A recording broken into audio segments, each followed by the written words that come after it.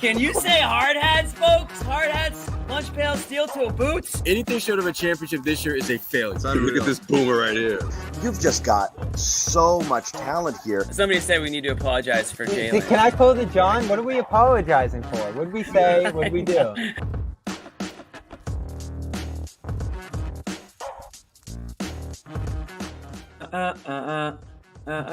Sorry, Gelso.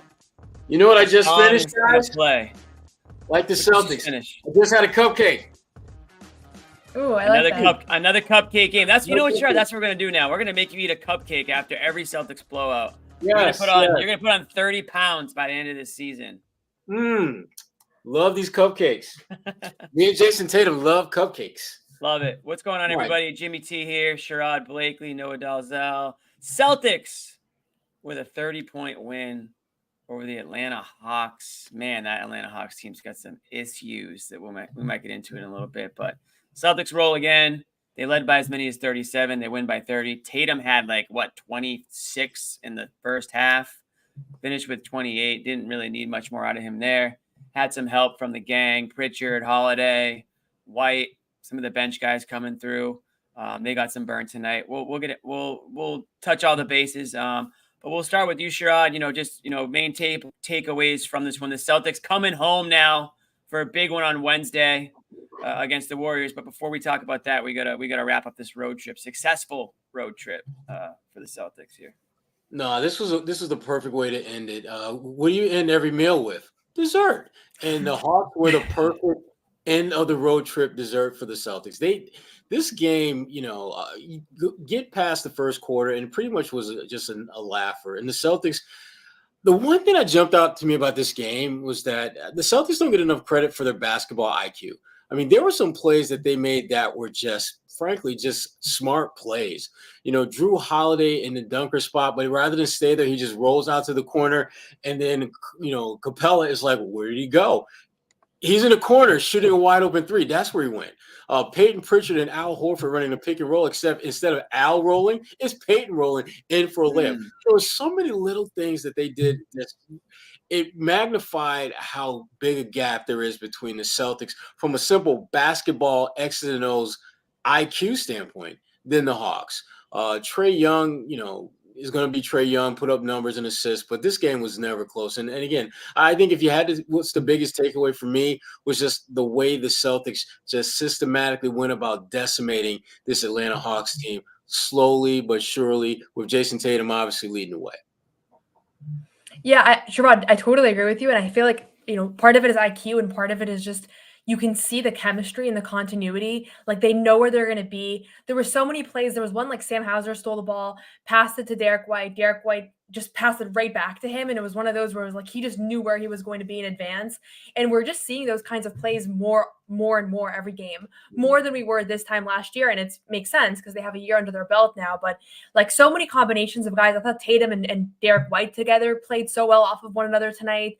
Sam Hauser and Pritchard, I still think is one of the most underrated duos as far as how much they elevate one another when they're on the floor together. And so it's just when you're watching this team, obviously other teams get hot at points and it's not always going to be a blowout, but there are so many moments where it's just damn, their chemistry is unreal. And the continuity and you can just tell they're operating on a different playing field, on a different system than the opposing team. And then once in a while you get a new guy in there, Baylor Shireman was in there, and then all of a sudden it's you don't know where he's going to be. You can all of a sudden sense that distinction, and it becomes more apparent when you get one of those non-rotation players, and you're oh, true. It's not always so inherent where someone's going to be, but just another impressive win for them off of a impressive road trip, I would say. Sherrod, you said slowly but surely, but I think the word might be quickly but surely. 35-4 in the fast break point category for Boston. A lot of points off turnovers, running and gunning, and then swinging the ball. You touched upon it, I think, Noah, but just continue to working that ball around and finding the open man. Tatum had one of those first halves that if John was on the show, he'd be complaining for some, obviously he can always complain about something, but some of those shots that Tatum was hitting were the ones that John wants to pull his hair out. Credit Tatum for hitting them, but those were some, he reached deep for a few of those. One in that corner that stands out. One, I think it wasn't right dead center and down the, it wasn't at the top of the 3-point line, but it was about to the left. But just some deep ones. And I mean, it just felt like it feels like he's just playing at a different pace. Like it looks easy to him out there. I mean, in that first half, he's not rushing. He's not forcing things. He's just going at his pace. He just feels like he's just playing kind of without a care, but not in a bad way. Right. And he's not making mistakes. I Right. mean, he's giving you points, rebounds, assists with very few turnovers. I think tonight he had maybe one turnover with, I think, 8 or 9 assists, something like that. And when he's getting buckets, when he's getting others involved, rebounding the basketball, playing solid defense, that's MVP Tatum. That's when he's playing at his absolute best. And it's just what happens. You win by 30 points and Tatum gets plenty of rest down the stretch because the game's out of reach. He's having that kind of season. And if you're the Celtics, the timing is perfect because you don't got Jaylen Brown, so you need someone to pick up the slack. And we can get into it later, but I love the minutes that the Celtics got when Tatum was off the floor. They did some really, really good things offensively when Tatum was not on the floor. And those are the kind of things that, you don't think about them in a 30-point blowout because you think about guys on the floor at the end of the game. But I'm talking about when the game wasn't blowout city, when you had Tatum taking a rest and guys were in there able to extend that lead. You got Peyton Pritchard, Sam Hauser, Kata, another nice one. I'm curious to hear what our good friend Bobby, a.k.a. Luke's daddy, has to say about Kata. Yeah, sure. And honestly, like on the Tatum front, and I'm sure we'll talk more about him, but like he had 26 points in the first half, was kind of unconscious, hitting crazy shots. The kinds of shots where it's like, okay, that's why he likes taking those, because when he's making those, you can't do anything. And you literally can't do anything about it. Like a lot of kisses to the crowd on some of those shots. Again, it's not like that's not a sustainable offense for him that he's always going to be hitting those shots. But the fact is that he sometimes does. And then when he does, it goes from he's very good to he's completely unstoppable. But what I liked is that he had the 26 points in the first half, came out in the third quarter, and whereas he could have been like, okay, I'm going to go for 40 in this one, and let me just like chuck up some shots in the third, he had 5 assists in the third quarter, and was just playmaking, and some other passes that didn't translate into assists, but was just clearly not looking to force the issue. And I know he's evolved so much from earlier in his career, but it was one of those moments that I had of like, he's so different than how he used to be, and he's so mature, and he just knows how to play the right way. And similar to he was asked the other night about the Grant Williams thing, and like, were you trying to score for 40? And he was like, no, I'm trying to play the right way and like play as a team. And I think he's just always 100% bought into that now. Like we don't really see him stray from it. He's not tempted by chasing the big numbers. He's just going to keep doing what works because he saw now he has like, the proof is in the championship. So I think we're just another data point on that front at least. He seems to play with better pace. When he's playing really well and dominating, there comes a point where he realizes, I don't need to go out and score at this point. Let me get these other guys involved and just almost like decelerate a little bit just to make sure everyone else is feeding and eating well, and we can still win by 30. I don't need to go out here and score like another 20 points in the second half for us to win this thing going away. His ability to just really have a better pulse of what the game needs from him is one of the areas I think he's gotten a lot better at over the last couple of years. And it's one of the reasons why Tatum, even though he has, again, more guys who are proven scorers, when you talk about Derek White, you talk about Peyton Pritchard, guys who maybe a couple of years ago weren't quite the offensive juggernauts that they can potentially be now. Tatum's still getting you 27, 28 points. He's just doing it in a much more effective, efficient way while making sure those guys are getting their shots as well. He's just evolved. He's just a better all-around player. Well, that was one of the questions I had coming into this year is how does winning a championship change what matters to these guys? Like now that they won a championship, are they going for personal accolades, or did they love the taste of that title so much where they want to do whatever they can to just, run it back and the same guys are here. We know we can win it. Let's just stick to what we do well and let's repeat and shut everybody up, because there's still a lot of haters out there, right? There's still a lot of people who doubted this team on their playoff run, didn't think that they had played anybody good. Obviously Tatum didn't perform the way he probably wanted to. So there's still a lot of Tatum critics out there. And then the Olympics, the whole fiasco in the Olympics. So there was a lot of reason for Tatum to start this year and just say, I'm going to drop whatever, I'm going to do what I can to get 40. I'm going to get mine we'll make the playoffs. We're going to have to make the playoffs. We don't need to be a 1 seed, blah, blah, blah. But it doesn't feel like that's his attitude, right? It doesn't feel like that's anybody on this team's attitude, at least so far. It feels like these guys are a cohesive unit. It feels like, again, we talked about there being 82 games in the regular season, and then it felt like game 1 of this season was just regular season game 83. You know what I mean? Tag on the playoffs or whatever. But these guys haven't really skipped a beat. And when you look at the game tonight, and I know the Hawks are banged up, but these are, and credit to Hawks for hanging around. Obviously, they did, because they do have a decent offense. But once the Celtics just kind of got down to it, the Hawks were no match for them. I mean, you're talking to two teams in different leagues right now, and the Hawks were considered, at least not too long ago, somewhat of a threat in the Eastern Conference, and it just doesn't feel like that anymore. It feels like the Celtics, like most of their opponents, they're just kind of playing with their food out there for a bit till they put him away. And again, it's not just a Jason Tatum show. I mean, we're talking about him to start the show here, but Kata gets to start tonight. That's been a fun little position battle recently that we've been able to kind of have some conversations about. And Kata gets to start tonight. Before I ask you guys what you think, looks like we do have Missoula on Kata. I don't know exactly what he said, but Amit, why don't you hit that, and we'll hear it from Kata. He's just grown a lot as a player, and quite honestly, he doesn't know how good he can be. He's got a great ceiling, and so the standard's very high. And I thought he did some great things for us tonight.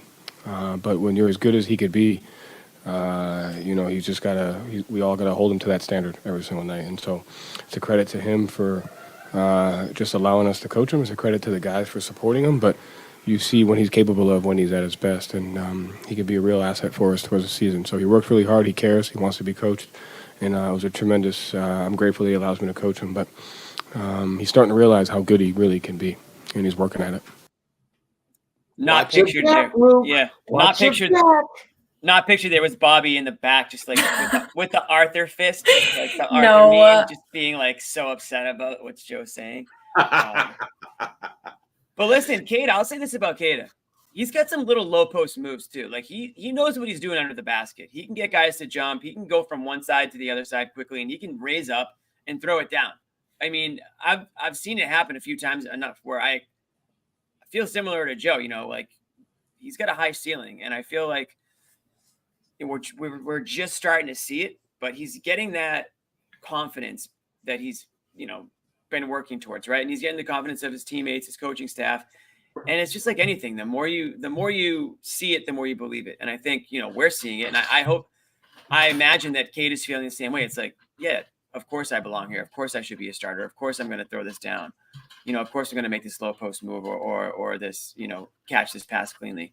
And so he's become a guy, and maybe it took the Porzingis injury for him to get this opportunity, right? He's become a guy that the Celtics feel like they're going to be able to turn to down the, throughout the regular season. And maybe, I know it's early, but maybe even into the playoffs if they do need some warm bodies out there. Yeah, it helps that you don't have Porzingis, and Kata is making the most of his opportunity to get out there. You don't know in the playoffs whether you might be missing Al, you might miss KP. You just don't know. And it's good for the Celtics to understand that they got a guy who's had some experience in the fire, who can do some things, who can absolutely step on the floor, and you not just, be fearful that they're not going to know what the hell they're doing out there. Kata's only going to get better the more time he gets out there on the floor. I love his ability to not only jump, but that second jump. It's very reminiscent of Rob Williams. The ability to alter shots, block shots consecutively. He has a lot of that in his game. The one thing he has to get better at is finishing at the rim. You're right, Jimmy. He's got some great low post moves. Finishing, that's another story. He misses way too many bunnies for a guy to get as deep as he can get in the post and not finish off the play. So he's got to get better at finishing on those little short jump hook shots that he likes to take. And he does that. I mean, it'll be interesting to see what the Celtics are able to do, or what they decide to do when they have Porzingis back in the mix. Will they go with a 3-center rotation?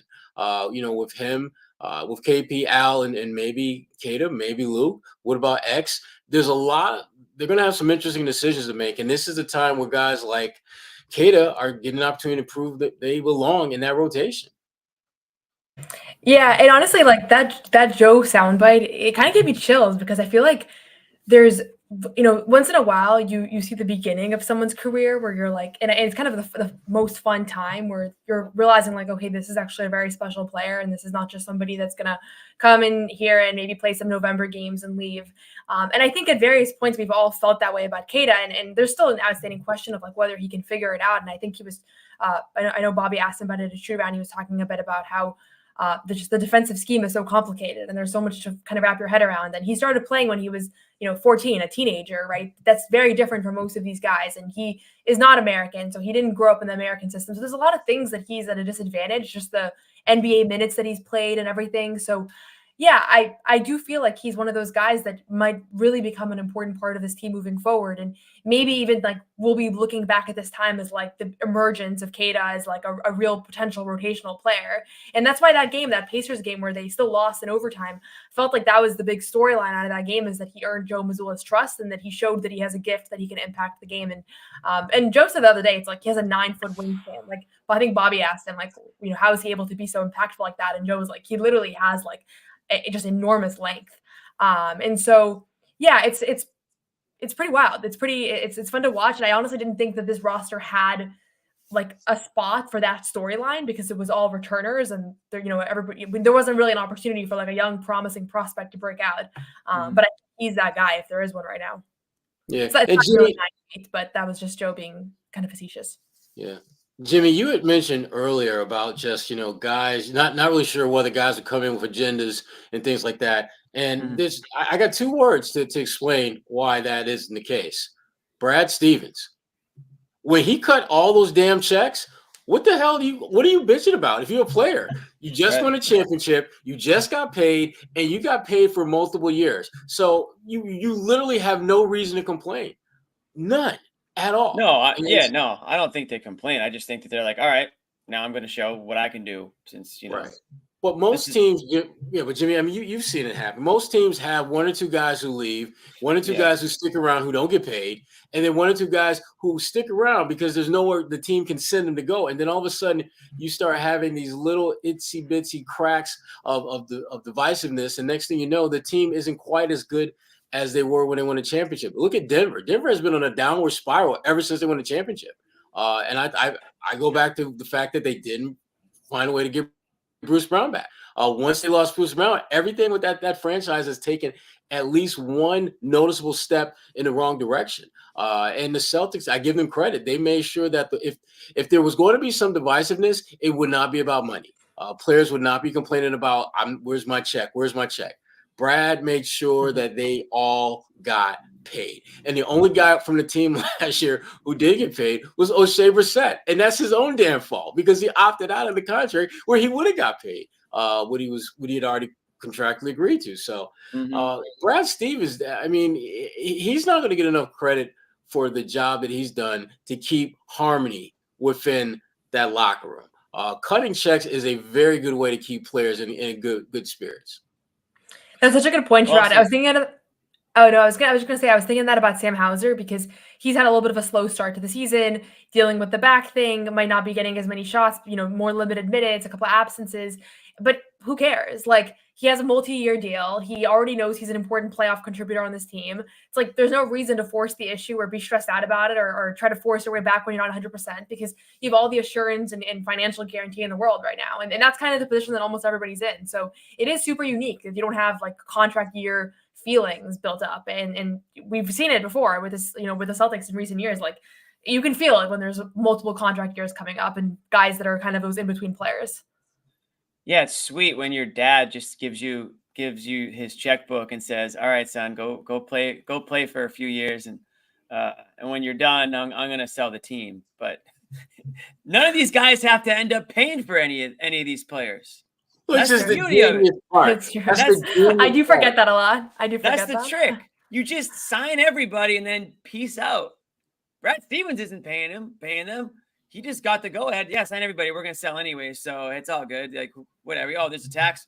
Yeah, sure. Okay, sure. Some sucker after us is going to pay a tax. I'm not a sucker. And Brad's like, all I can do is get these guys. All I can do is keep the team together. Yeah, And, All I and, can do. and credit to Everyone gets credit. Get their check. credit to Brad for doing that and for bringing in the right guys too, because he has Yeah. brought in the right guys. That's the Yeah. biggest thing. You wouldn't want to re-sign these guys or extend these guys if they didn't have success with your team. You know, talking about Derek White, Hauser, Pritchard, guys that they've drafted or signed as free agents. Getting Horford back was another good move. I mean, there's a long list of them. So you obviously have to give him credit for that. One guy that did also stick around, Luke Cornett. I told you guys, once Bobby heard about a question about Keita, he was gonna just come. You know, he was gonna come from wherever and make sure to make this about Luke. I don't know what this is about, but we got a Luke soundbite here from Joe, and I have a feeling it came from Bobby. I think you're right. What about this match that made it good opportunity? Yeah, it's a credit to all those guys, right? We went with Luke the other night, went with Nimi tonight. Just having that versatility and the selflessness that those guys have is great. We started out switching tonight, and so he just gives us that athleticism and that ability to switch and play different defenses. So, you know, you can't go to those things unless the guys are willing to buy into that, and they did that. So it's great. Yeah, I couldn't hear the question, but I imagine it was like, Joe, but like how good was Luke tonight too, though, right? I mean, the fact that he let Keita start tonight, I mean, that says something about them as a unit, right? Good team guy. Imagine the question. No, I think the question was why he started, right? Which so, I actually like knowing, but I know that that's not a question that we ever get real answers to. But I actually would love to know why. You know, why do you think?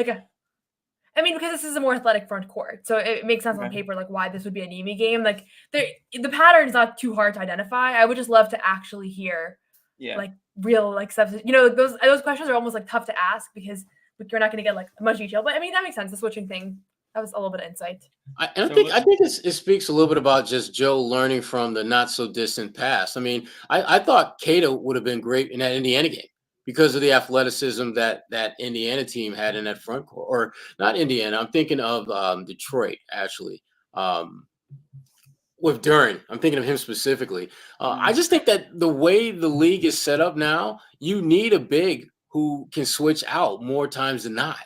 Keita is more built for the direction that the Celtics, I think, in most of the league is going now, as far as the type of rosters and lineups that they play. And that Luke definitely has a role and does have value. But I think more nights than not, if you start looking at who the Celtics are, like, for example, I'm thinking about a team like Cleveland, for example, when you've got Allen and you've got Mobley. Mobley, who's very, very athletic, can move with and without the ball effectively. Are you going to play Luke more than Keita in that game? I would think not. But, you know, this is Joe Mazzulla we talk about. So you never really know what the hell Joe's going to do. But at least Keita is proving himself that he is a viable option for Joe to turn to and be productive.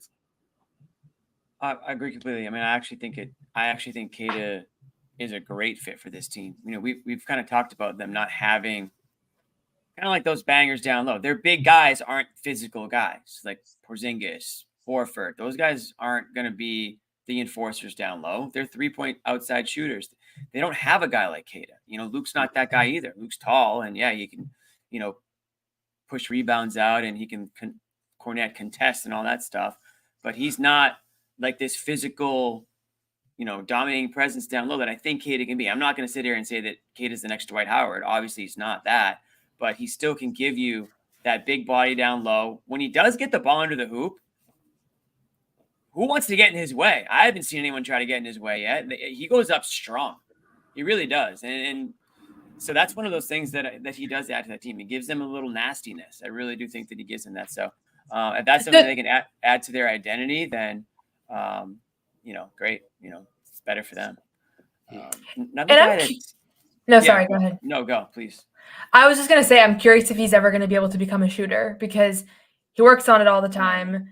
He's working, you know, him, Luke, and Tillman are all constantly shooting threes. Like, we watch it all the time. And obviously none of them right now are 3-point shooters for the Celtics. I think Tillman has the green light, whereas they both don't.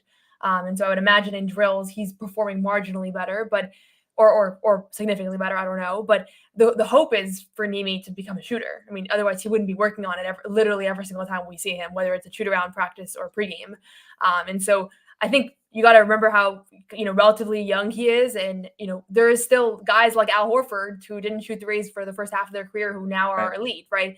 And so I don't know. I don't know if it's really feasible. I guess we probably have some shot people that could look into that. And his free throw numbers are probably a good indication and all those things. But that's a question about him, is that I don't think we have to assume like, oh, this guy's just not a shooter point blank. Like, I think that there is still some hope, some possibility. And that's part of what they're excited about, is like the chance that he could one day spread the floor. He has a decent looking shot. I would say Tillman has a more comfortable looking one, but I don't think it's off the table. That would be a hell of a addition to his game. I feel like 3-point shooting, like it's the new like layup line.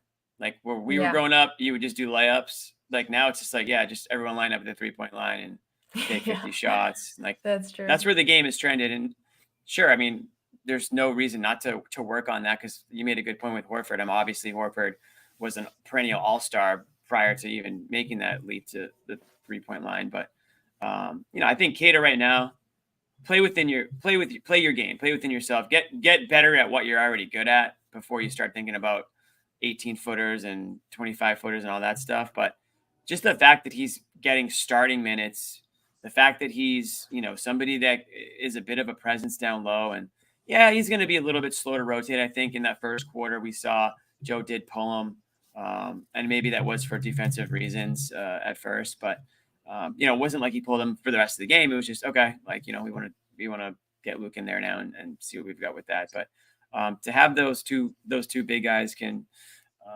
give them just what they need until a guy like Porzingis. I mean, we could be a month away from Porzingis. Everyone's saying December. We're not sure exactly when, but all the playing time that Katie gets before then is only going to be more useful.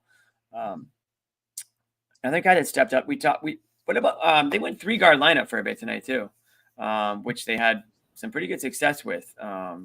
Bringing Pritchard in there. They said in the broadcast that Pritchard is now the favorite for 6th man of the year. I don't know what those odds are. I don't know how factual that is, or if that's just something somebody saw on a website. But regardless, point being, Pritchard is a guy now that is being looked at as one of the best bench players in the NBA. Certainly here. I will Jimmy, I will absolutely take a bow for me and Bobby on that one. Because when we had our hot takes before the season started, and we talked, Bobby and I both were on the page. No, did you too? You didn't? No, I didn't have him for 6th man of the year. But just Bobby and. But I have higher aspirations for him than 6th man of the year. I was diminishing the value of that award. That's what I was doing in a defense for him, a preemptive defense. Would you call him an all-star? No one was kind of in the queue to join us in the 6th man of the year club. She was in the queue, and we were ready. We knew she would be like one of the first to come over. It's just fine.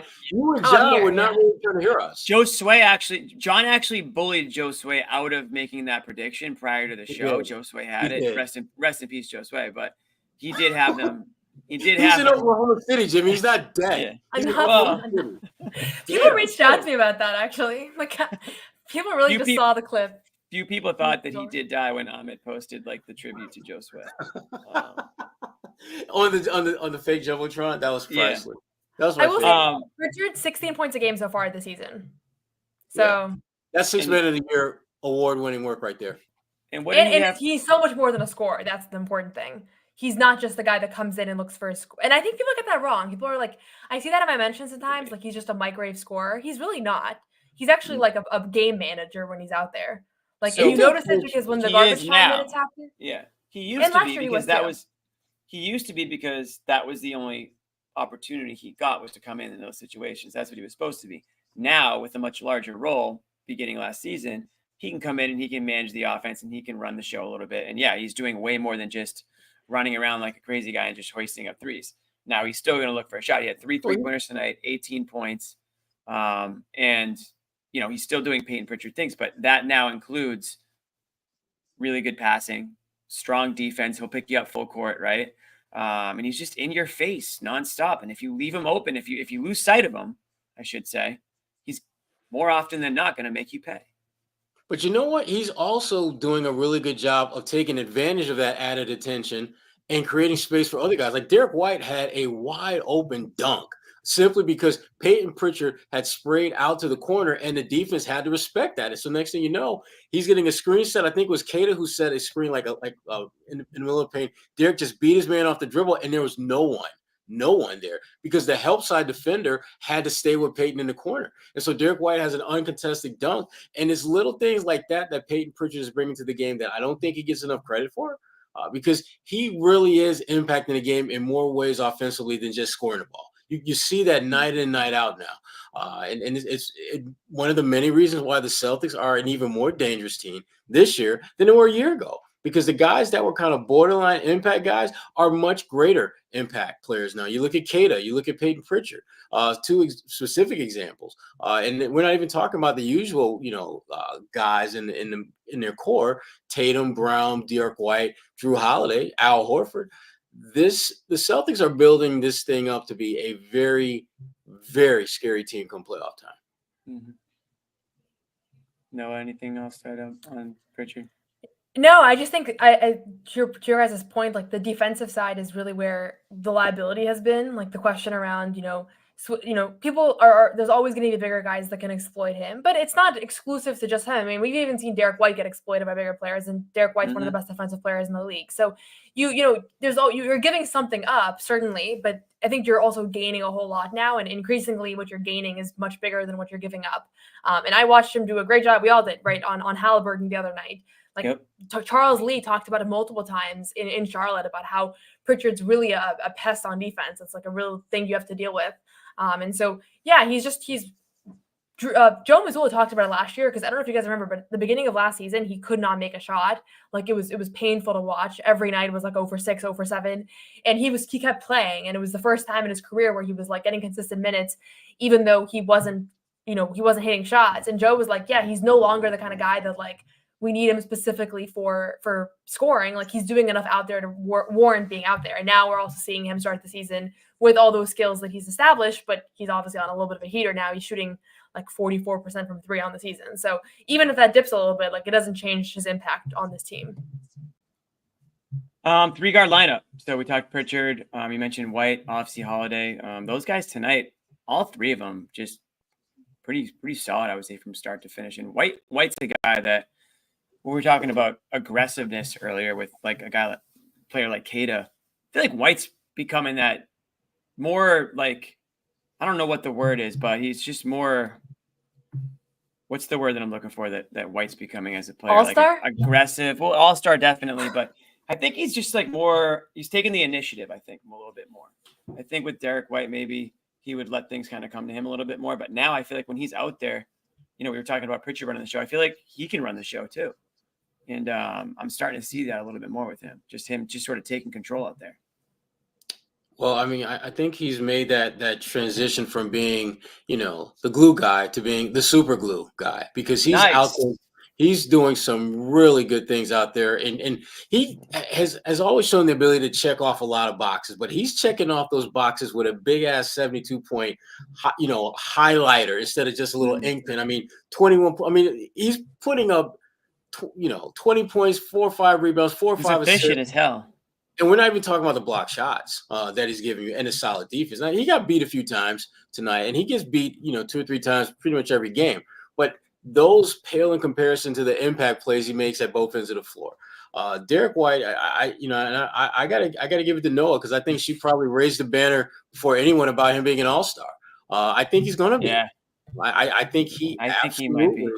Is going to be there, and it'll probably be between the 3 from Boston or 3 from Cleveland. As far as which 3 from Cleveland, snore. You hear me? I saw them play the Milwaukee Bucks, which isn't saying a whole lot earlier tonight. They're playing great basketball. Cleveland is good. They're legitimately good. But the only thing I question with them, and we can talk about this another day, another time, I just don't know can they sustain it. They got a lot of guys playing great basketball. I just don't know if they have the ability to sustain this over the course of an 82-game season. But right now, they're playing great basketball. I think the Celtics thing, though, a lot of my confidence in Derek White being named All-Star is in this like retroactive. The Celtics destroyed everybody last year, and we didn't really reward them in All-NBA or an All-Star. And let's give them 3 All-Stars. Like, that's how I think it's going to end up going. So me saying Derek White's going to be an All-Star is not like All-Star doesn't really mean that much ultimately. Like, he was on the Olympic team, right? So he's already gotten all the validation in the world that he's one of the most impactful players you could pick from. But I just think that it's going to work out because of the fact that right now he's averaging like 19 points a game already. He's one of the best guard defenders in the league. He's pretty much doing everything, and the Celtics are going to continue winning at a really high clip. And injuries are just inherent. Like, even Jaylen Brown, he's missed 2 games now. Like, I don't know if this is going to be a longer term thing, but if you can stay healthy in the East, and just knowing that there's going to be guys that are eliminated because they just don't play enough games, he's going to get there. I feel very confident about it, and it'll be very rewarding to see a guy like him go from where he was a couple years ago to, at his age and be at 30 years old and be a first-time All-Star and get rewarded for everything that he does that sometimes has historically gotten overlooked in basketball, although I don't think he's overlooked anymore. I think people totally get it. Yeah, I mean, he's got the contract, he's got the Olympic gold medal, he's got the NBA championship, and people sometimes forget this is a dude that came into the league with freaking student loans. Okay, I mean, it doesn't get more real than that. I mean, he is the every college graduate going professional in life story. I got this new job, it's great. Oh damn, I got these student loans I got to pay. So you root for guys like Derek. You want to see guys like Derek White do well, and he's doing all the things to position himself to be an All-Star this year. And to Noah's point, the one thing he has going for him is consistency and durability. Derek White, I mean, this is the same guy who's played with chip stitches, and he's gone through some things and keeps on trucking. Much respect to Derek White, and it'd be great to see him be an All-Star because he's playing well enough to be there, and frankly, he deserves it. He absolutely deserves to be one, on that squad. Yeah, no, I would 100% agree, and I mean, to your point, yeah, no, you're right. Like, he doesn't need it for validation purposes, but it would speak to how well he's playing this year if he were to make the All-Star team, because they're, like the Olympics is more of a overall, like, let's take guys we think are gonna help us win, but the All-Star game obviously has more to do with what have you done for me lately sort of vibe, at least if it's coming from a reserve standpoint, not so much from the fans voting perspective. Because the coaches pick the reserves, which to me that says a lot more about you. Right. That the people who are paid to stop you, people who are paid to limit your impact, are saying, you know what, he's pretty damn good. He's one of the 12 best players in the league. So, yeah. And speaking of Derek White, it's going to lead into our we're gonna do a second for some of our sponsors tonight, guys. So first one up, our good friends at Nutrafol, and I'm not sure if Derek White uses it, but Nutrafol is the #1 dermatologist recommended hair growth supplement brand, trusted by over 1 million people. See thicker, stronger, faster growing hair with less shedding in just 3 to 6 months with Nutrafol. I'll say while there, many supplements rely solely on ingredient studies, Nutrafol clinically test final formulations to ensure their efficiency. In a clinical study, 72% of men saw more scalp coverage after taking Nutrafol men hair growth supplement for 6 months, and 86% of women saw improved hair growth after taking Nutrafol women hair growth supplement for 6 months. There you go, Noah. Something to think about. Not that you need it, but if you did, I will say this: not a Derek White thing, but our guy Trae Young might want to think about it. I mean, talk about a guy who can't let go. Anyways, get results you can run your fingers through. For a limited time, Nutrafol is offering our listeners $10 off your first month subscription and free shipping when you go to Nutrafol.com and enter the promo code GARDEN. Find out why over 4,500 healthcare professionals and stylists recommend Nutrafol for healthier hair. Nutrafol.com, spelled Nutrafol.com. Promo code GARDEN. That's Nutrafol.com. Promo code GARDEN. All right. Hopefully we still have them after that one. Moving on. Bobby's in Atlanta. I'm not sure what he's up to right now. He's going to jump on. Luke, maybe? Yeah, he's waiting for Luke to come out. Luke's like, dude, get away. Luke's not speaking tonight. Luke didn't have enough points for that. Exactly. That's why Bobby's. I'm the third center again. Yeah, he is back to the third center just like that. Oh man. Any He's your concerns third about? center. There you go. One guy that didn't play tonight, and Wait, what was that sound? That was Bobby. that was an old clip of Bobby's. That You was just the have that original. as you just have that offhand? Yeah. No, this is a professional He's show. your third center. There you go. Ahmed's got a lot of It feels drops. like Bobby's in my brain. Like the way that it sounds, I feel like it's just too much. Be careful what you say. We will cut it and use it against you at a later date. That has happened many It's a good times. reminder. It's a good Yes. reminder. One guy, and I don't really. And is there something else on this game specifically you guys want to talk about? I mean, we kind of touched on the guards. We touched on Jaden Springer got 2 steals. Springer played. Davison played and got his first You're basket. still watching at that point, Noah? Well done. Locked in. What do you mean? Kidding me? She's Springer's number one. My She's favorite half part the of the reason- game is the last 5 minutes. I love seeing those guys play. The bench guys. I'm gonna be heading over to Portland for opening night. I'll have updates from Portland. No, Walsh I mean, was active. yeah, we got some Walsh rotational minutes. I mean, down the stretch it was J.D. Davison, Baylor Shireman, and Jaden Springer. And J.D. Davison, he's with the guys in Boston. He could be up in Maine with Drew Peterson and Anton Watson, the other 2 2As, but they're throwing him some opportunity here in his third 2A season. So he didn't really do much. Baylor looked kind of clunky. That How group about was Shireman unloading from 40. Little blast from the college. I think he thought he was back in college on that. You saw it? Oh, Sherrod, I think, tuned out at that point. But no, you must have saw that shot. Yeah. Shireman's shot, I'm sure it'll work out, but right now it looks like there's some adjustment happening. So we'll see. But Yeah. Jaden had a couple defensive highlights. He really hasn't played much this year, so I thought he was going to be, a guy. I would have flipped him and Jordan as far as what I expected coming into the season, but I'm a fan of them. Yeah, Springer with a couple steals and a dunk, got up for it. A high percentage shot attempt by him. Tillman, it was kind of sad to see Tillman in with that unit, but things happen fast. It's not over for Tillman. It's just he's clearly got to talk about working on some things. He's just not where he needs to be in a situation to contribute. And right now, Cade has given them way more than, even though they are different players, he's giving them way more than what Tillman can give them. One guy, what's that? No, I was just gonna say it's not even really close at this point. It's not close. One guy that didn't play tonight, Jaylen Brown, still out with the hip flexor type deal. Interested to hear from both of you on your level of panic here as I toss up the panic meter. I'm not sure where John is on it. I'm still in green, obviously, because we're not, it is what it is at this point. But I do find it a little bit interesting that, we're talking about this type of a thing now, a couple games in a row. And I'm not even sure really. You guys know how this whole thing happened, what went down, and why he's dealing with it? It wasn't one moment. It wasn't like one play where it happened. Jalen said that he had an MRI. This is per Gary Washburn, who spoke to him pregame and in Charlotte, but he said that he had an MRI training camp. I assume everything was clear, and then it's been bothering him these last few games, and so they pulled him, and he's going to have another MRI when he gets back. I will say after the Grand Williams game, Jalen walked off the podium, and he was like grimacing like I've never seen. Like he would look like he was in a lot of pain. Really?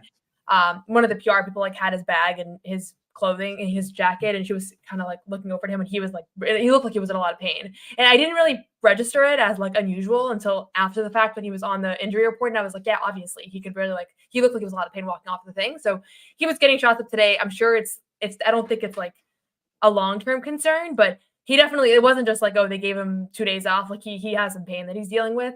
And I'm sure we'll hear if he has an MRI and there's something that's more substantial than just a strain.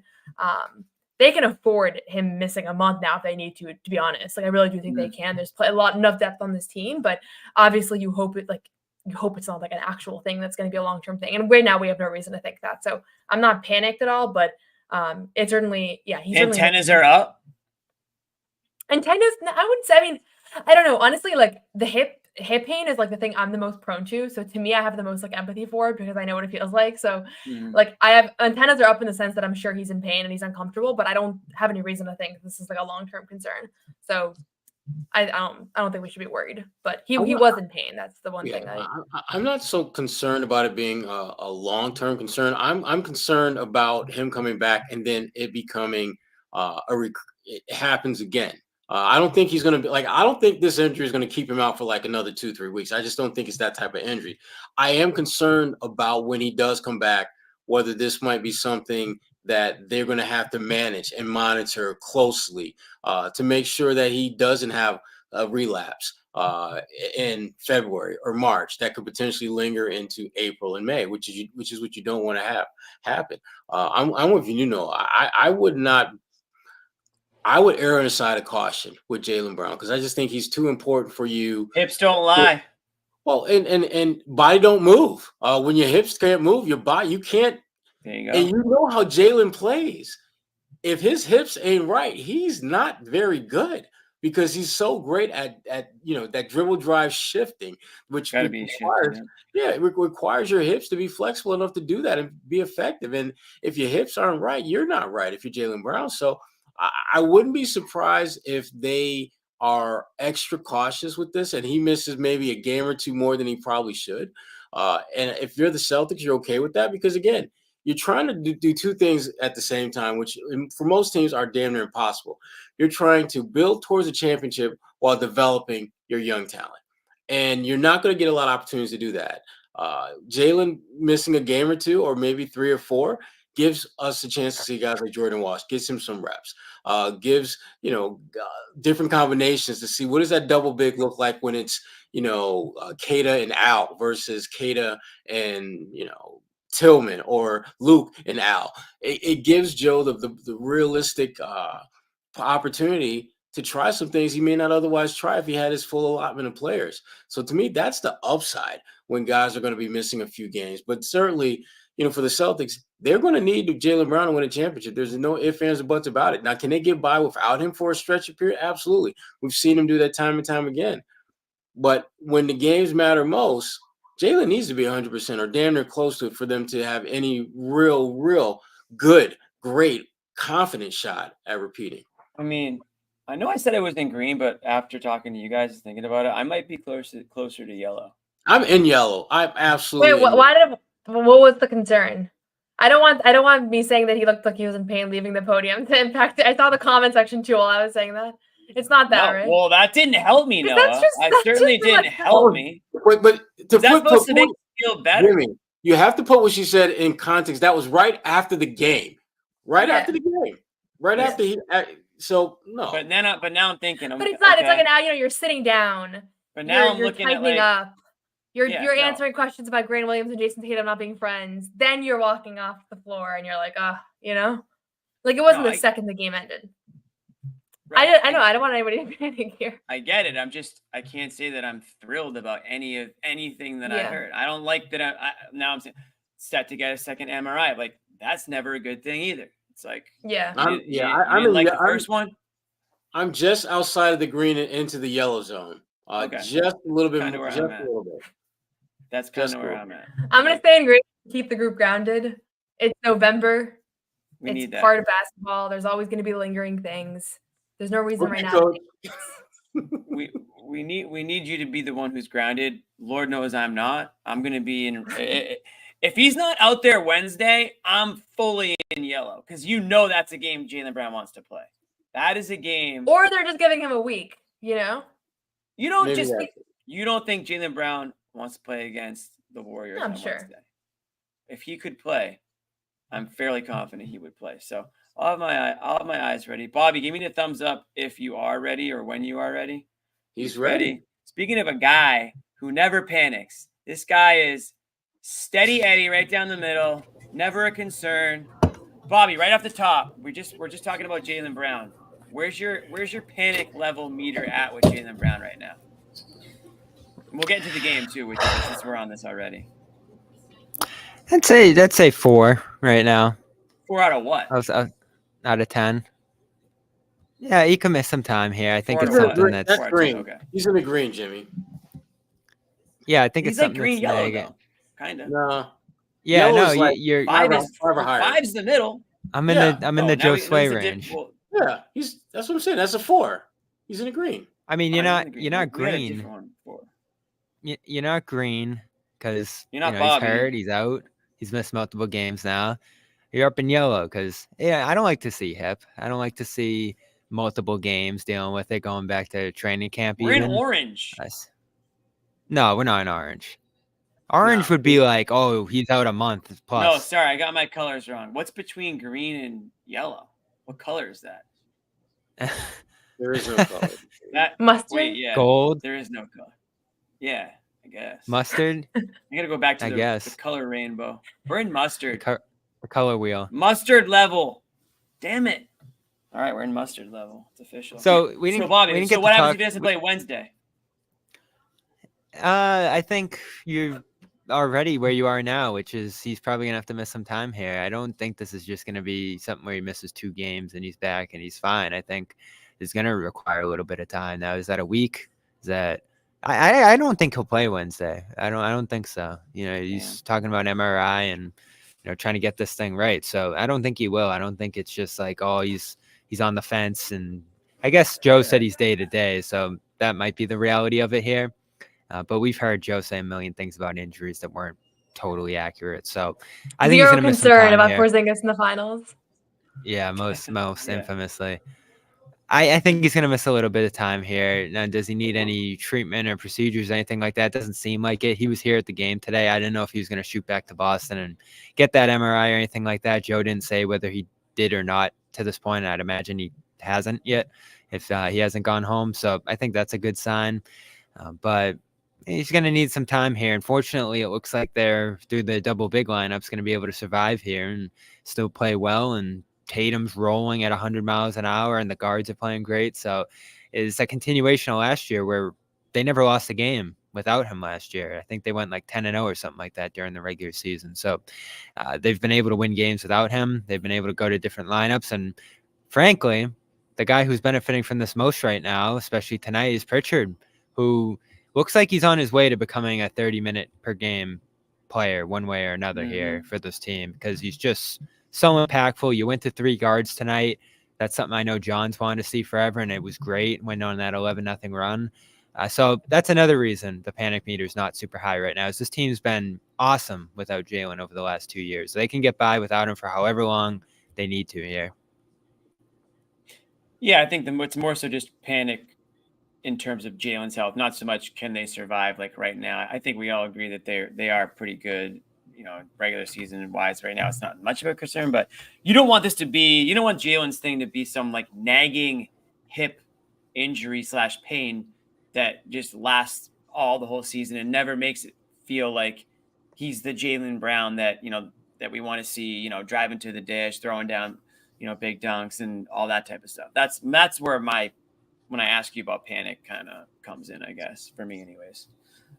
But we'll switch back to the game for a minute, Bobby, since you are there in Atlanta. Main takeaways from this one. What's the big thing that stood out to you? Obviously, Tatum had the hot start, but there was some other help along the way as well.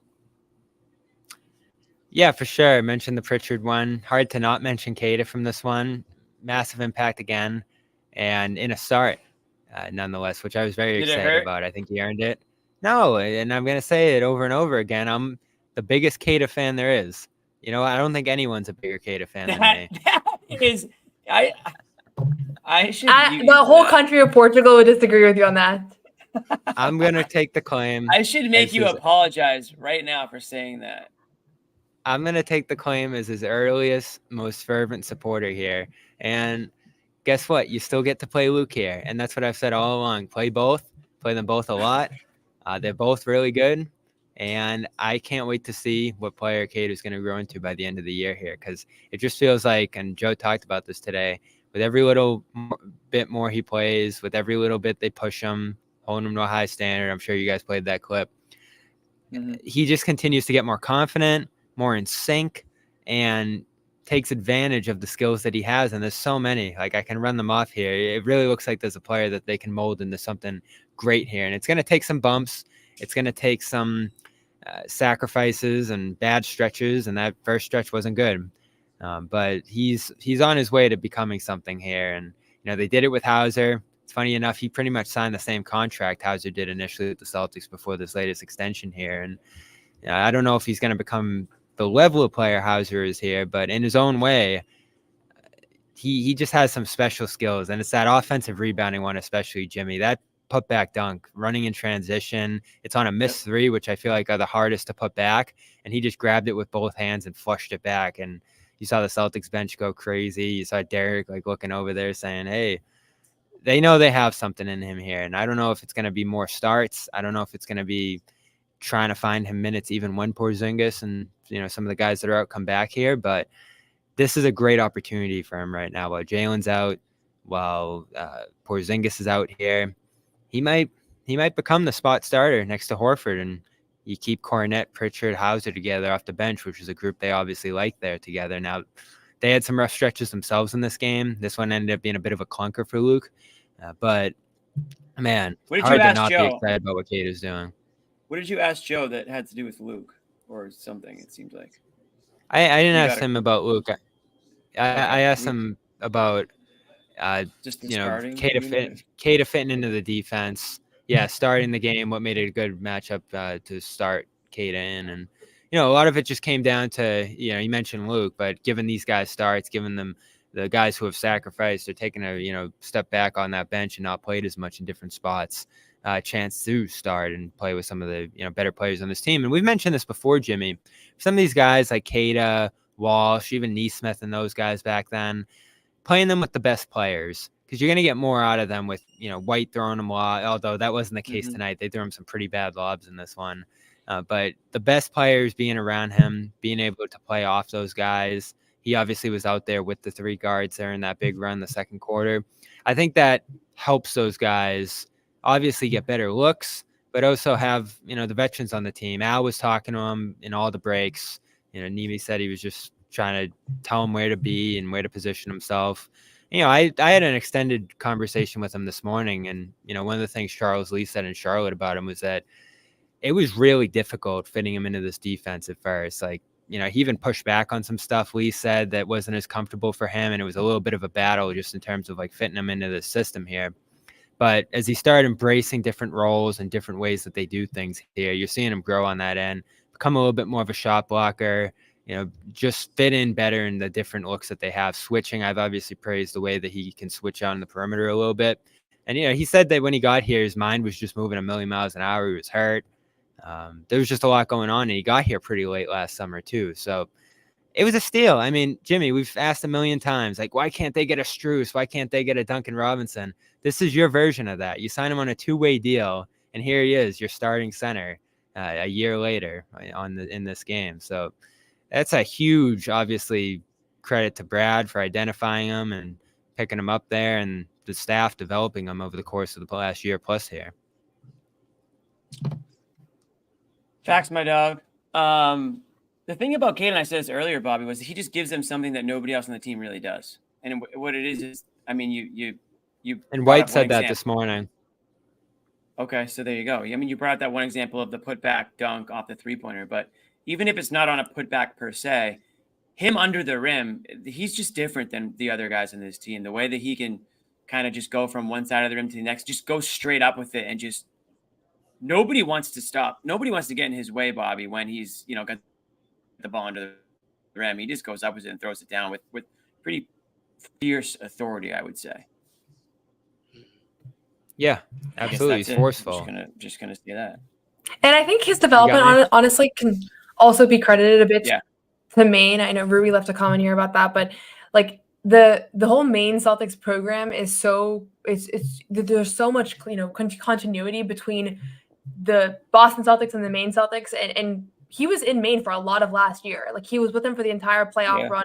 They took him away from Boston, even though he was contributing on the Western, road trip. Was it? Yeah, with LA and everything in December. He was playing. He was a part of the rotation, and they brought him to the G League. And I think, you're seeing that program is really important to what Boston's able to do. And like Joe talked about it a lot. Like Jordan last year spent all the whole year in the G League. Now he's kind of a seamless fit into this lineup, playing alongside these stars because they were playing him exactly how they were playing him, on this team. So I think that's one of the things here. One of the things that's been key to allowing guys like Mimi and Jordan to succeed with so much ease is the fact that last year they were kind of in a training boot camp for this. And sometimes you have G League programs that are doing something completely different. I watched a lot of G League teams last year that had absolutely nothing to do with what their main, their parent club was doing. And so it's one of the assets that this organization has is that really important continuity between the two. Bobby, other takeaways from this one? Anything after the game that you speak to anybody about or anything that we should know about from this? What did Tatum say? Are you there, Bobby? Bobby is not there. Here he is, your starting center. That's a Bobby drop. Bobby, Earth to Bobby. Hello. Bobby, He looks so concerned. And he's gone. And here Thank he is, God your we starting say center. thank God we send him to Atlanta, guys. Thank God we send him to Atlanta. He comes on the show and he ignores us. How about that? No, he's probably got a Wi-Fi thing. He'll try to come back on here. I feel like we've kind of, unless Bobby can add more to this one, I don't really want to go on and on about this game any longer, to be completely honest. Yeah. I mean, look, we had our cupcake. As you can see, we have no more cupcake.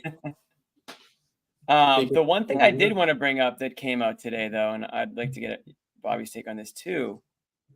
On a different podcast, Jason Tatum was on. I'm already blanking on the name of the podcast, but it's one with Jeff Teague, former Celtic, former teammate of Tatum's, and they were talking about Tatum's rookie year, and it was pretty interesting. He talked about how the Lakers had no interest in him, even though they had the second overall pick. They didn't work him out. They just had no plans on drafting him.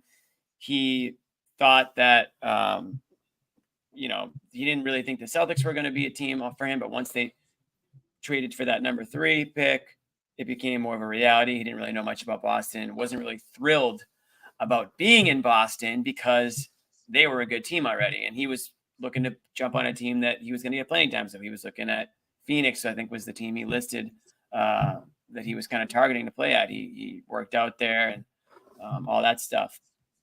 And then it turns out Celtics draft him. Not only do they draft him, but they sort of, retool a little bit and they sign Gordon Hayward.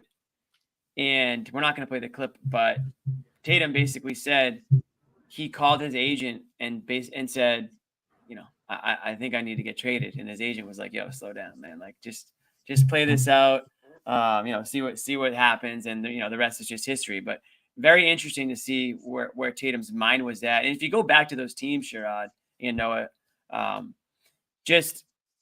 you can kind of look back and say, okay, yeah, you can probably notice some situations where they weren't as cohesive as of a unit, as a team. And that's ultimately why they ended up coming up short. We're talking about, especially with the years with Kyrie in there as well, but too many cooks in the kitchen perhaps, and not the right mindset, I think, going in. Yeah, I mean, that was a time where, again, there's a lot of instability as far as where that organization was going to be going. And they were just trying to acquire as many quality, talented players as possible. And it really did seem like they were going to have a glutton of wings. Remember, Gordon was coming off a great year in Utah, was clearly, the Celtics' number 1, 2, 3, 4 target. I watched every single game that Gordon Hayward played that year because I knew that was literally the only guy the Celtics cared about in free agency. It was that blatantly obvious. And I understand what Tatum was thinking, but his agent, that's the whole point. That's one of the reasons Club why 520. That's the podcast. Yeah. Your agent has a perspective on things that you as a player may not have, particularly if you're a 19-year-old player coming into the NBA. And so just imagine if Tatum would have demanded a trade and he winds up in, I don't know, Washington or some other, outpost. Even Phoenix at that time. Right. Yeah. His career goes down. Very different. Yeah. I mean, you look at a guy that went number 1 that year, Markelle Fultz. What's he doing now? Looking for an NBA team. So you just never really know. You never really know. So obviously everything worked out for Tatum, worked out for the Celtics, and not so much for Gordon Hayward, but No. his I mean, credit Gordon Hayward for coming back, and rehabbing the way he did and being able to that recovery. But the most gruesome injury I've ever seen. Yeah, he said he was never the same, and yeah, we could see that as well. Yeah. But yeah, it just goes to show you that you just got to trust the process, I guess, unless you're a Sixers fan. But otherwise, Tatum did the right thing by hanging on, and obviously he was able to get thrust into a bigger role earlier than he probably expected, and here we are now. Much different situation, but thought that was interesting. It looks like we lost Bobby again. He must have a Wi-Fi situation going on. Going to give him a little bit of time to come back. In the meantime, we do have a couple more ads reads we gotta do. Shout out to a couple sponsors. We'll do Prize Picks here. So we want to remind everybody that Prize Picks is the best place to get real money sports action. With over 10 million members and billions of dollars in awarded winnings, Prize Picks has made daily fantasy sports accessible to all. You just pick more or less, or at least 2 players for a shot to win up to 100 times your cash. Run your game all season long with Prize Picks. It's the best way to get action on sports in over 30 states. Including right here in Massachusetts, I'll say. Look at that Giancarlo Stanton picture. You can't use him right now, unfortunately. Well, the baseball's over, but the Yankees cut a little bit more short than they had to. Sherrod, I know you can hear me right now, even though you're not paying attention. I'm pretending not to hear you, Jimmy. La, la, la, Sherrod is a Yankees fan, believe it or not, but the Dodgers came through with that one. Sign up today and get $50 instantly when you play $5. You don't even need to win to receive the $50 bonus. It's guaranteed. Prize Picks also offers weekly promotions that can lead to big payouts like Taco Tuesday, which will be tomorrow. Each Tuesday, Prize Picks discounts select player projections up to 25% to provide even more value for your lineups. I'm going to have to do one tomorrow because I didn't get to one tonight, but tomorrow we'll be messing around with some lines. Download the app today and use the code CLNS to get $50 instantly after you play your first $5 lineup. Again, that's CLNS to get $50 instantly after you play your first $5 lineup. Prize Picks, run your game. Those are our good friends at Prize Picks. Bobby's back again in a different location, I think. Give me the thumbs up if you're good to go. He is good to go. He's good to go. You got me now? We got you. All right. Yeah, it wasn't going well in the press room. Yeah, we'll let you have a couple of final thoughts, Bob, on the game or anything you want to hit on, because we've kind of talked about the game here. But if there's something that you wanted to touch on, by all means, please do. Yeah, the only other thing I got from this one is I talked to Tatum a little bit about the threes, and me and you and John went back and forth a little bit during the game about the shots he was taking. And it was amazing. During the course of this game, as great as he was, and he started 6 of 10 from 3 and was getting downhill and just getting all these different kinds of shots. And I feel like his diversity of shots has been really good during this road trip here. You're seeing him get to the free throw line and get inside, and passing in this game, great for him too. But that common thread you're seeing, obviously, over the past few years is just how many threes he's taking. It obviously works, right? Last year was his most efficient year.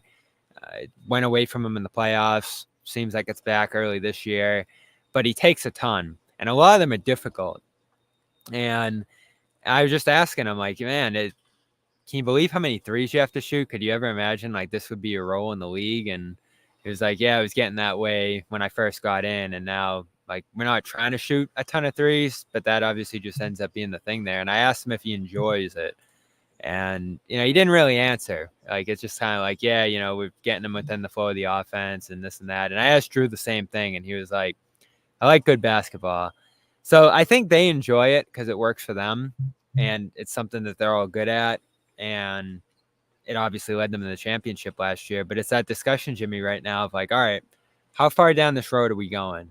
Do there have to be some rule changes? Is the style of the game aesthetically, watching it, playing in it even, which is what I was trying to get at with them, is it enjoyable? And I'll ask Sherrod, is it?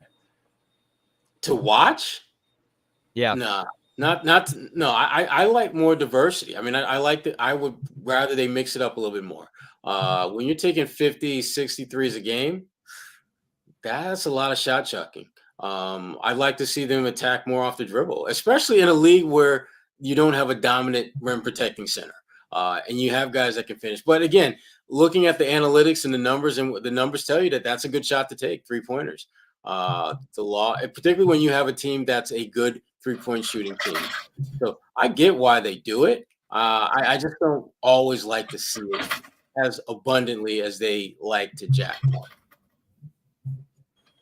I just think the specialists were like a fun part of the game for people. Like the one guy on the team that could really shoot threes, and then the one guy on the team that could really, had just post moves that nobody else had. And I think that's like, I feel like some of the pushback on the threes comes from just people missing that. Like, I will say I love watching 3-point shooters, but it's a little bit less exciting when everybody can shoot, So I feel like that's part of the critique, is like just a stylistic thing where the game is just so homogenous now. But it works, and it's fun to watch when everybody's playing well and playing as a team, not just chucking, but like what we saw tonight where they were really just finding good looks. I got the clip here, Jimmy. Before you respond, Jimmy, I want to play the clip quick of Tatum talking about it. Okay. Toss it. I mean, I don't go into the game like I'm shooting 14 threes a night. Some of them are, heat checks. Some of them late shot clock. Some of them you feeling good. Obviously, there's open ones. And it's just the way that we play. We attack guys. We find the advantage. We attack it. You got to help. If you don't, we're going to make a layup. If you do, we pass it out to the wing, and we pass up a good shot for a great shot. And everybody on the perimeter can shoot. And that's how we play. Yeah, so what I was going to say is I don't hate it just because they're really good at it.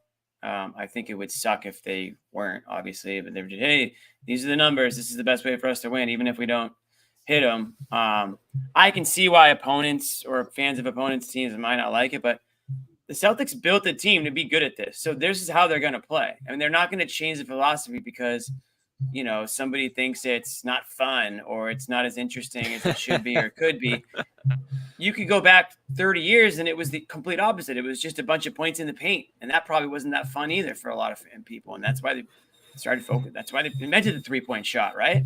So there's always going to be somebody's going to have a reason to not like something, or someone's going to have a reason to exploit this, or they're going to have to make a rule about that. I mean, the Patriots did it for 20 years. How many rules do the NFL have to make because the Patriots figured out something? So I don't know what's going to happen with the NBA. I do think there is a risk of it going too far, I guess, in the wrong direction, and maybe the Celtics are that example. But they've designed their team to be good at winning this way. So it makes no sense to try to win any other way right now, and I don't see it changing anytime too soon. Also, being good at 3-point shooting opens up the floor and allows you to be good at driving to the hoop. It allows you to be good at swinging the ball around and opening up the court for your guys. They're not just 5 guys parked around the 3-point line just chucking shots. I think this team does a really good job at exploiting defenses when they get double teamed. They swing the ball around. They find the open man.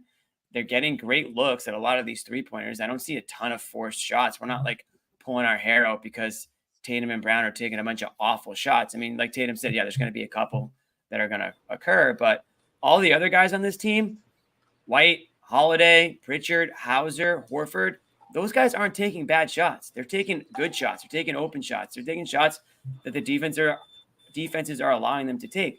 So as long as they do, I don't really have a problem with it. I mean, they won by 30 points tonight. They're going to keep winning by double digits majority of the season, it feels like. So people, opposing teams or whatever can cry all they want, but this is how it's going to be. The haters are going to hate. Like I said that last year. The haters are always going to hate. So, you guys excited for the Warriors game? Speaking of threes, I'm very excited. I wish Brown could play in it because I'm sure that's a game that he had circled. But I really, really hope that the fans are loud and borderline obnoxious when it comes to Steve Kerr. Absolutely. I want that guy to get booed out of the arena on Wednesday. I would, or cheered. Either way, I want it to be so obnoxious, and he's gonna know if he gets cheered, everyone's gonna know that they're cheering because it's like a thank you, Steve Kerr cheer because you lit a fire under Tatum and Brown and now look sort of deal. Are you gonna crank out some T-shirts for the game? We should have done promo T-shirts, but no, we didn't. Come on, get in the factory, just start cranking away. It is interesting. Special limited edition. Thank you, Steve Kerr shirts. People would buy those on the street outside of TD Garden on Wednesday. Absolutely. Oh yeah. I've heard more about this game than I was hearing from friends that are like looking forward to going than for the playoffs. Like people are really locked in. It's a big one. These are the two most box office teams still, even with the Warriors' decline.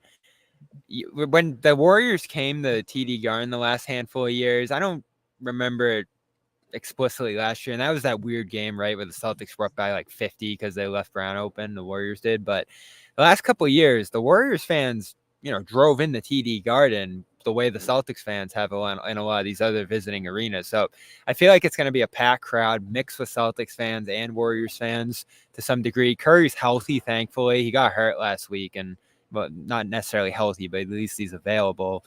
That would have really killed the vibe on this game if he couldn't go, but you got Draymond out there. Tatum got asked about it tonight. Of course, didn't bring up Kerr. Said he was excited to play against Curry, and Draymond's a close friend, as he noted. So he's anticipating it to some degree here, and hopefully there is some fire from him in this game. And it's great that he goes into it on fire like this. And whether it's because of the snub or whatever else, the shot mechanic adjustments, or just getting back to basics this year and playing good basketball, he's been awesome. I mean, Drew said it tonight. He's making the game look easy between the passing and the shooting from all the different levels. And, back to like the three conversation, I just wish he could cut out the 2 to 3 really bad shots he takes a night. And they are there. You saw them in this game. And I feel like that's almost the only thing keeping him from that MVP conversation, from being, right up there with the best players in the league, are just those couple bad shots he takes a night that eat away at his percentage a little bit. So other than that, hard to find any complaints. I see the defensive numbers have been great for him too, and that's been noticeable. So it's not a good Warriors team, Jimmy. Like, he can really feast on Curry and Hield and all the other guys that they're going to throw out there. Melton, like it's not a good team. It's not the Warriors that we know and love anymore. Andre Iguodala is not walking through that door. He's not. And if he is, he's going to be old and gray, right? Is that what they? They're 6-1 though. I just confirmed that. So they've been good. They've had a really surprising start to the season, especially with 6-1. I was just went to look. You're right. Sure. He's playing the whole damn team. Everyone, like pretty much anyone in New Jersey, is playing that night. Yeah. It is so ironic that funny. After That's the not how he Olympics treated the Olympics. Yeah, you couldn't write it better, honestly. Like some of his early press conferences, obviously it's two different teams and it's two different scenarios, and you have way more leeway and more minutes and everything. But some of the lines were hilarious coming out of it, where he was like, "I'm going to play 12 guys," and I just can't not. There's so much talent. Like it was pretty funny. So I'm looking forward to this game. I think it's good to play another competitive team too. It's been Durano Okada, Jimmy. What's up? Durano Okada. Yeah, toss him in. And here he is, your starting center.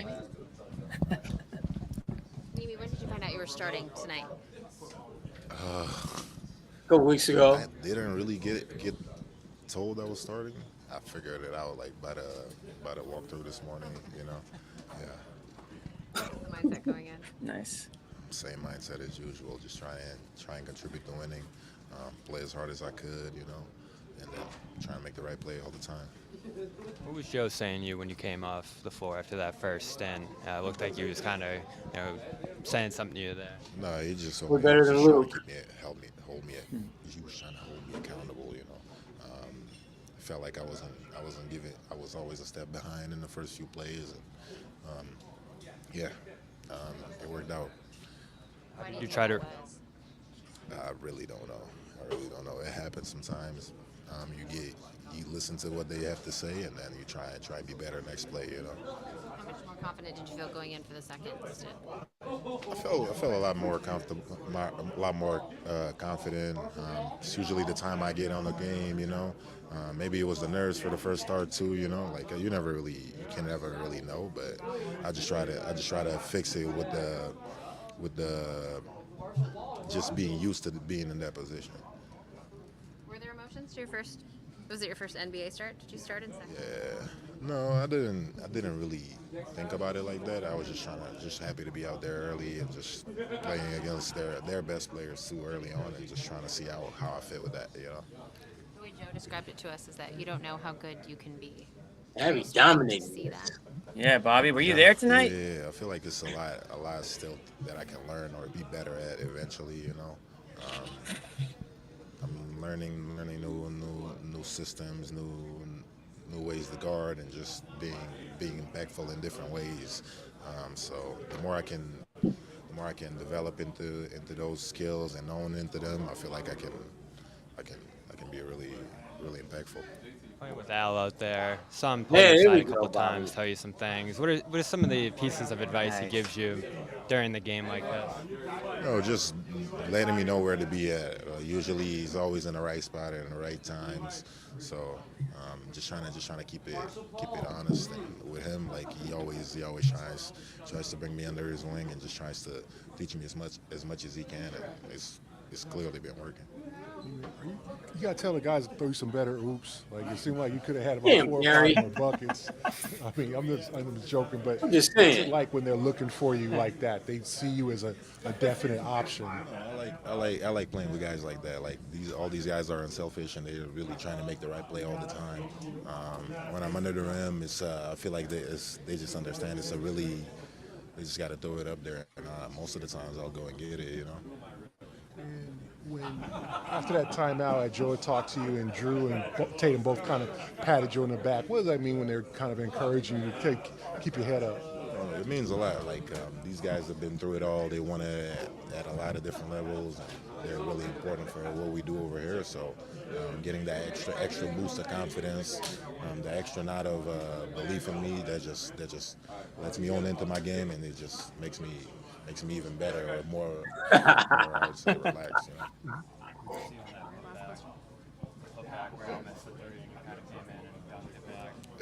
Yeah. I felt like it could have been a momentum play the way we was playing.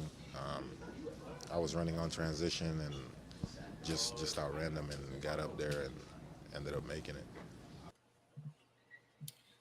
Nice. What was the joke that Gary had? They need to throw you better alley oops. Oh. Yeah, he basically said they weren't giving him good alley-oops. They were. They had a lot of bad alley-oops in this game to everybody. Yeah. Last game too. A couple got picked off. They need some That's alley-oops. because that's not what they do. They're not good at it. How good could he become, Sherrod? Better than Luke. So very good. So very, very good. Very good. But seriously though, Bobby, I mean, and we talked about this earlier. His ability to just play without fouling more, become a better finisher at the rim. You can talk about lob That's a dunks and big all one. that. I'm talking about those little bunny hook shots that he misses when he gets great low post position and hits the back of the rim on a shot. If he becomes more efficient with that type of stuff, I think he could be very good. I think he could be a double-double guy. I don't think he's an all-star caliber player, but definitely a solid NBA starter who can go out there and get you double-figure scoring, rebounding, and block a shot or two. Yeah, I think that's very realistic for Keita. Soon, like potentially within the next year or two, he could be that guy, if not sooner. I mean, I think that would be best case scenario. I mean, you're talking about a guy that the Celtics didn't seem to have much. They didn't probably think much of, right, when they acquired him originally. So I mean, that would be unbelievable. Well, he's the one guy they have at that position that shows room for growth. I mean, pretty much everyone else they have at the center position, who they are now is who they're going to be. Keita has upside, that clear upside that he's going to get better in time. Parts of his game that definitely are works in progress, but the parts of his game that stand out in a positive way over all the other bigs that they have. So he's the guy. I mean, if you got to put money on who's the center of the future for this team, Keita is one of the safest bets you can make because of his age, his youth, and his upside. Yeah, and Luke could be gone next year, so that's another opportunity for him possibly if Luke departs. And Luke had offers this summer, so maybe he didn't take it this time around, but in next summer, if he has a solid season again, ends up cashing in a little bit. So it's good having him lined up. They've needed youth in the back end of that position for a while. Obviously, we had our Grant debate / conversations, and he walked out the door, and that left the front court just a little bit thinner. O'Shea leaves this summer. Whether that was a guy you were even going to develop or not, who knows? But No. Keita, they've invested in him. As Noah said, he did the G League thing last year. He's leveled above that. And through a training camp, his first full training camp here, looks like he's taking a major step. And that's exciting. Al's, aging, and probably you want him at the 4 more than the 5 now anyway. And those two continue to play well together. So if that's a little dynamic that they can develop, all for it. And I've said it a million times, as big of a Luke guy as I am, I'll acknowledge the greater upside with Keita here. And however you need to invest in that to best develop it, I'm all for it because it's important now and into the future. Mentioned upside. Yeah, that was big of you. You mentioned upside. John's referenced Keita's upside to similar type of a Rob Williams-esque upside in terms of, the ability to do crazy things. Our guy Rob Williams active tonight in Portland. Yeah, he hasn't played though. But he hasn't played. Noah is correct. I have it on my side by side. I'm waiting to see if he checks in. Has not checked in the game. We're getting into the final minutes of the fourth quarter here. Relatively close game. So I have a feeling he's. I was starting to wonder if we'd ever see him again, and maybe I'll still have to wonder. Is in uniform, but has not played. Real quick, guys, before we head out, we want to mention Game Time, a great sponsor of ours. We were talking about Celtics Warriors earlier, and I guess I'll do it. I don't know where Ahmed is. We're talking about Celtics Warriors earlier. You can get in with the Game Time app Wednesday night in Boston. It's going to be the place to be. Right now, the get-in price is $113. That's all-in pricing. The cool thing about Game Time app is you can get the pricing with the fees included, so you know exactly what you're paying. Click on you can click on the ticket. You get a view of the exact seat that you'll be purchasing. It's not just Celtics. It's all sports. It's music, concerts. Told everybody how I'm going to Coldplay through Game Time. But there's some good deals right now on Game Time. The super deal, get you a really good seat in the lows for $350. That's all in. Again, and when you're at a Celtics Warriors game, it's an experience. Sherrod, Noah, Bobby, you guys have probably been I know you guys have been to these games before. You get there early, you show up before the game, you watch the pregame, shoot around, you see these guys. It's an event. It's not just a game. So Game Time would be certainly my go-to option to see if I can get tickets for that one. And that's one you probably don't want to wait too late to buy your ticket for, because again, you do want to try to get it in before the game starts. But if you want to wait it out, Game Time's the place to be able to do that.